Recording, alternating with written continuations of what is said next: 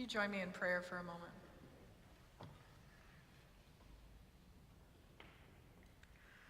Gracious God, thank you so much for this time for us to come together, to be in community with you and with the people in this world. We thank you for the words that have already been spoken and the words that are yet to come, and we ask that you guide the meditations of our hearts and the words coming from our mouths, that they might be pleasing to you. Amen. So, more than once in my life, I've heard the expression, be careful what you ask for. And so a couple of years ago, my niece, Brianna, was about 5, and she proved that she was already a smart aleck. My friend Kayla was sitting on the couch. There was a group of us that get together about once a month. We have game night with each other, and we get there early, we have dinner, and we play around with the kids. We send them to bed, and then we have adult time. And we also have lots of snacks when we do this, and one particular snack that's a favorite of ours is pigs in a blanket, because they're easy to make and they're easy to carry around when you're doing stuff. And Brianna was playing around in the living room and was headed towards the kitchen, and Kayla said, "Hey, Bri, bring me a pig in a blanket." About a minute later, she reappeared and put a blanket in Kayla's lap. And when she moved the blanket, there was a little stuffed animal pig inside of it. And I thought, well, you got exactly what you asked for. She didn't get her munchie, but she got a good laugh. So the gospel this morning has a similar message at first. When James and John asked Jesus to sit at his right and at his left, Jesus' response is, you don't know what you're asking. Jesus has already told the disciples what's coming, and he knows that they truly don't understand the implications of his request. He asks them if they are able to drink from the cup that he drinks and be baptized with the same baptism as himself. Our story today begins with verse 35, but in 32 through 34, Jesus has told the disciples of what is to come for the 3rd time now. There is some irony in the idea that these two are asking for placement at Jesus' side immediately following the 3rd telling of his death. Jesus mentions the cup that he drinks from as a hint of the Last Supper. Baptism harkens back to Jesus with John the Baptist in chapter 1, when God declares that he is God's son. Being joined with Jesus in baptism and communion is a call to live a life following him. So I said earlier that the message of being careful what you ask for was similar, but only at first. Once Jesus has been assured that James and John actually mean what they say, he tells them that they will share the cup and the baptism he shares. But he also tells them that he is not the one who will decide who is seated at his right and left. In the end, 2 criminals will hang with him on crosses, with him in the center. The same story appears in Matthew's gospel with the mother of James and John asking instead of them, or in Luke with the disciples arguing simply about who is the greatest. But what are our examples of greatness in this world? Who do we talk about? What qualities do they possess? When you're a child, adults love to ask you who your heroes are.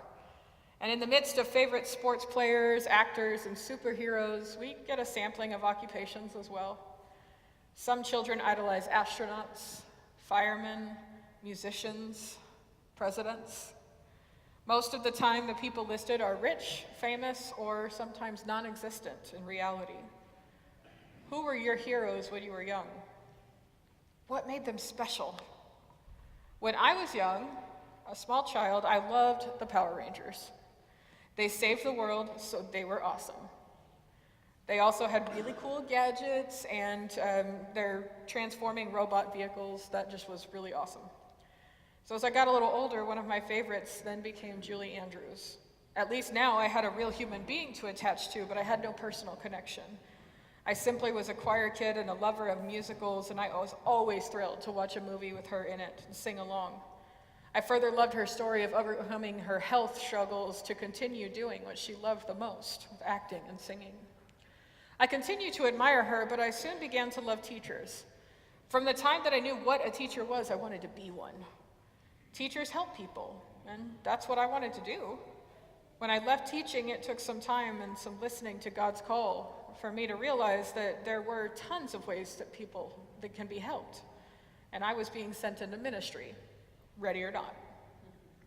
I should also be honest and admit that my favorite Disney princess is Meredyth from Brave. She has a Clydesdale. The movie has lots of bears. She is a tomboy, and she doesn't need a man to complete her life. Also, she's a Scottish redhead, which suits me perfectly. But what does it mean to follow Jesus? He answers this too when the other 10 disciples get upset with James and John. Jesus came to serve others instead of to be served. True disciples serve others not for the sake of seeking greatness, but because they are loved greatly by God. The other day I was at breakfast with my mom, and when she noticed that an elderly gentleman was trying to stand up from the table behind me, I turned around to see what was going on and saw that he was struggling a couple of times to get on his feet. I asked him if I could help him, and we got him standing eventually. But that look in his eyes made me wonder how often he had someone offer to help him instead of him having to ask for it. As I drove to school that morning, I thought about how long he might have had to wait for get the attention of the wait staff that was overworked that morning and understaffed. Although I'm glad that I was there and able to help him, I am curious about the rest of his story. Jesus declares, "Whoever wishes to become great among you must be your servant." What if the person we call a hero was someone who lived out what it means to be a disciple of Jesus? I know that I see greatness in people every day, but I don't know that I always recognize it as such. It's in the person who holds the door open when my hands are full, and the guy in the Honda who let me merge in because the new construction suddenly popped up on my route to school. The woman who buys a cup of coffee for the tired-looking nurse in the line behind her. Instead of seeing actors and football players or comic superheroes as examples of greatness, let us see Jesus as the truest superhero and those who follow him as our heroes. If we sought to be led by those who serve others instead of use them, we might find ourselves in a better world. Jesus calls out rulers who are tyrants and declares that great leaders are those who serve their people. This past summer, I served as a chaplain intern at Texas Health Hughley Hospital. I learned many things from my fellow chaplains, and we shared many experiences with each other. At various events occurred at the hospital, we often worked together to provide the support that was needed. Some days, the phone would ring continuously, and we would grab someone nearby or help out. Our job was to serve the patients, the families, and the staff at the hospital by providing spiritual care. If we didn't have immediately a way to solve a problem, we worked with others to do what we could, sometimes reaching out to local pastors and churches to get what we needed. So we had many patients and their families that visited us over the summer, and occasionally some even came for follow-ups and additional procedures that we saw again. But my colleagues often amazed me with the compassion that they had for people that they had never met before. Some days were filled with worse moments than others, and someone would come back to the office with their head low and a broken heart.